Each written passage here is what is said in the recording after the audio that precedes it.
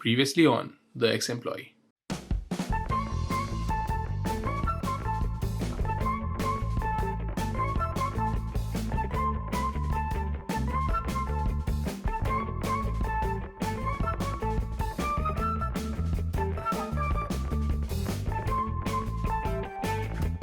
Good morning भाई लोग। आज है हमारा आखिरी दिन भूटान ट्रिप पे।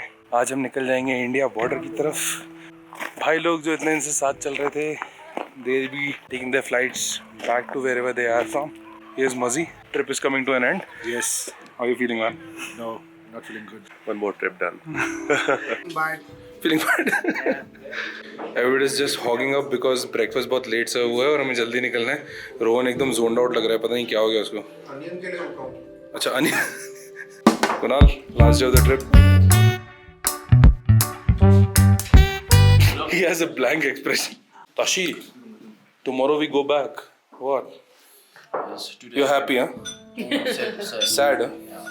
Why sad? Because All your trouble is going away. we are living. No. Oh, is it? Yes.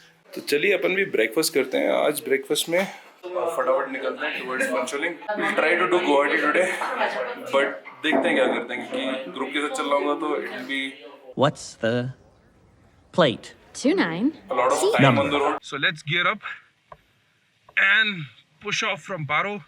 कितनी देर में कवर होता है रास्ता पंचोलिंग तक का? 150 किलोमीटर का रास्ता है। Roads are amazing. चले चल।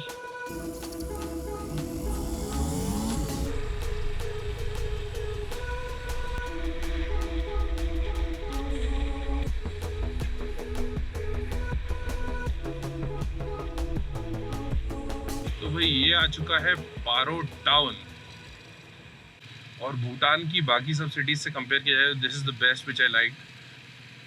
बहुत ही प्यारी पब्लिक है, बहुत ही मस्त लोग हैं। सो पारो जोंग एंड पारो म्यूजियम रात को क्या ब्यूटीफुल लगते हैं, क्या ब्यूटीफुल खेत हैं और क्या ओपनली लेड हाउसेस हैं, क्रैम्ड अप सिटीज से बहुत अलग, और पहाड़ों के ऊपर भी घर बने हुए हैं। तो चलिए एंजॉय करते हैं ब्यूटीफुल टारमैक रोड को, some beautiful corners ahead of us and a beautiful journey which is about to end in Bhutan, but not all the way. और इससे पहले हम अलविदा दें आपसे और मिले थोड़ी देर बाद, I want to show you one thing which is basically airstrip of Paro. So that's where you land when you arrive in Bhutan via air. हमें एयरप्लेन उड़ने का या लैंड होने का कोई सीन लेने का कोई टाइम नहीं मिला, and this is a viewpoint where people just stand and take photos of Paro airport. लेकिन हमें एक हेलीकॉप्टर उड़ता हुआ दिख गया है यहाँ से, which is a good sight.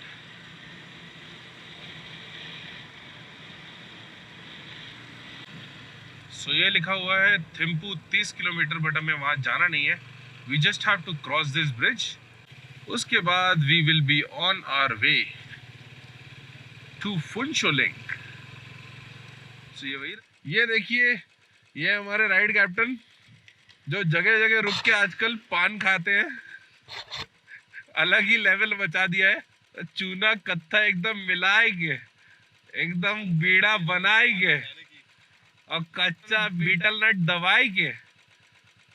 ए देखिए, ए दबा लिए मुंह में, क्या बात है भैया।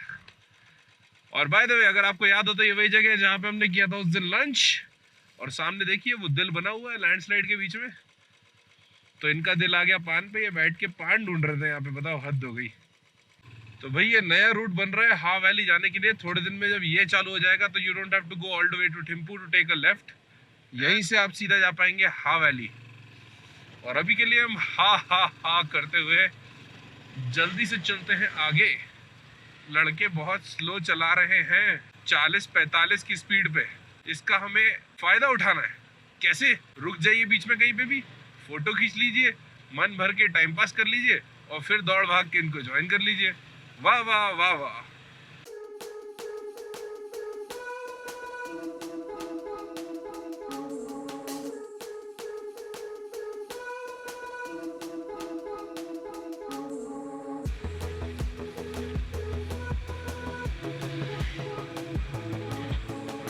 भाई क्रॉस कर लिया हमने फर्स्ट चेक पॉइंट टुवर्ड्स फुंचलिंग।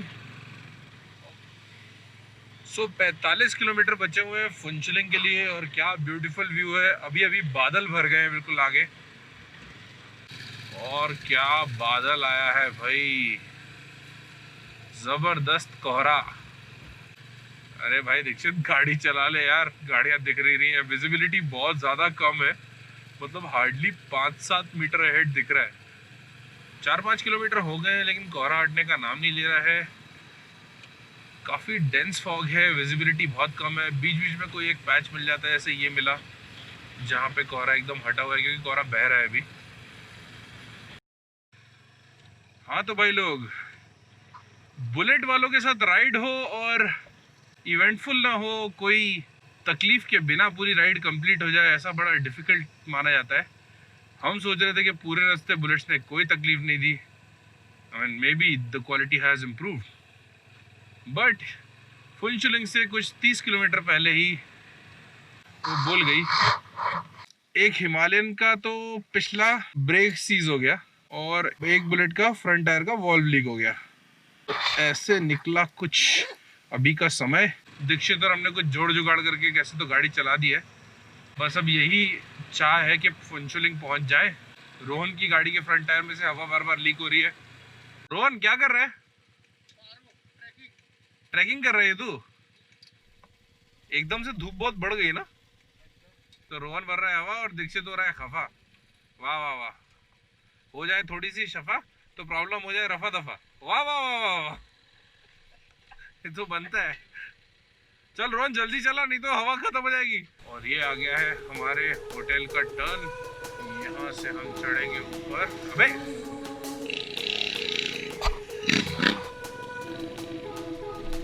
और बाकी के लौंडे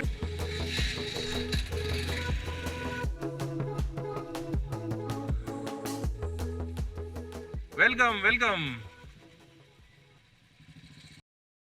अभी फाइनली हम निकल रहे हैं ताशी नामगे ग्रैंड से, और डिसाइड कर लिया गया है कि इंडिया निकला जा रहा है, लेकिन गुवाहाटी नहीं जाएंगे अभी। 350 किलोमीटर हैं और बीच में वो आसाम बॉर्डर वाले बड़े बड़े गड्ढे हैं, तो वहाँ जाने की तो बिल्कुल इच्छा नहीं है इतनी रात में। खुदा ना खास्ता कुछ उल्टा सुल्टा हो गया तो कौन संभालेगा। एट प्रेजेंट हमने से बात की, उन्हें बताया about the situation that Siliguri at this point of time जाना इम्प्रैक्टिकल है, वो भी अलोन। क्योंकि उन्होंने क्या किया, they have change the itinerary.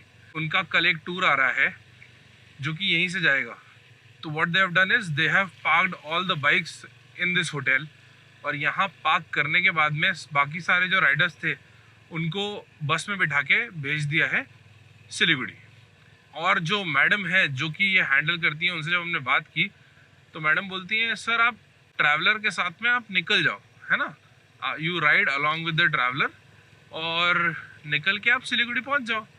How stupid is that. Practicality को साइड में रख के पैसा बचाने वाली चिंदी टूर कंपनीज के साथ जाना बंद करें। भले ही गलती उनकी है since they were not on time, but जाने दे यार, अभी इतनी चिक चिक करके और सर दुखा के कुछ फायदा नहीं है।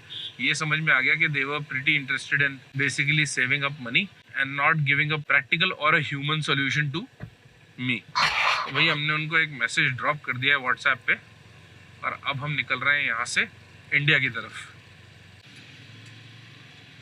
तो बहुत सारा ट्रैफिक झेलने के बाद हम ऑलमोस्ट पहुंच चुके हैं एग्जिट ऑफ भूटान बॉर्डर। वो देखिए सामने जो गेट दिखाई दे रहा है उसके पार है हमारा देश, भारत देश।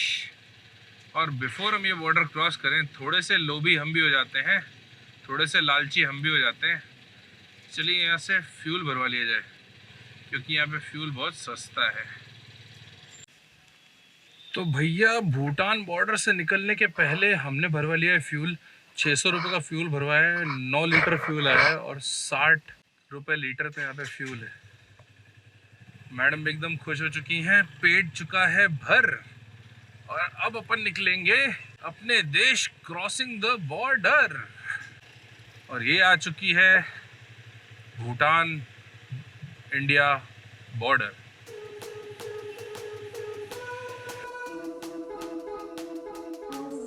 और ये आ चुके हैं हम अपने भारत देश में।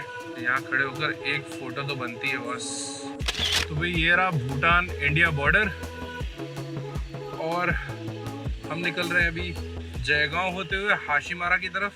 जयगांव में भी चेक करते हैं कुछ होटल्स अवेलेबल हैं या नहीं। बहुत भीड़ भड़का है भाई। और ये छोटा मोटा नहीं, काफ़ी डेवलप्ड सा गांव दिखाई दे रहा है। मिनीसो भी है भाई यहाँ पे, पीपल है, सभी कुछ तो है। कहाँ से वो ये गांव? ये तो जय शहर है। तो भाई सिग्नल वापस आ चुके हैं हमारी ज़िंदगी में और चारों तरफ हॉर्न बज रहे हैं। बाप रे, looking like a totally different world. कुछ भी हो, अपना देश अपना होता है, ये सोच के हम अपने देश आ तो गए, लेकिन यहाँ तो अलग ही कहानी है दोस्त। एक हफ्ता भूटान में रहने के बाद में तो यहाँ पे सर्कस लग रहा है एकदम। चलिए तो हम थोड़ी देर होटल ढूंढते हैं या फिर आगे निकलते हैं, आपको थोड़ी ही देर में अपडेट करते हैं। The next सो फाइनली कल शाम को हमने एग्जिट किया भूटान और वापस आए अपने देश इंडिया। इंडिया में घुसने के बाद में it was very difficult to find an accommodation on Jaigaon side, so we started going forward. This is the place I was staying at. This is called Dooars dhaba and restaurant. यामा की क्वालिटी पे doubt हो गया मेरे को भी। क्वालिटी अच्छा है।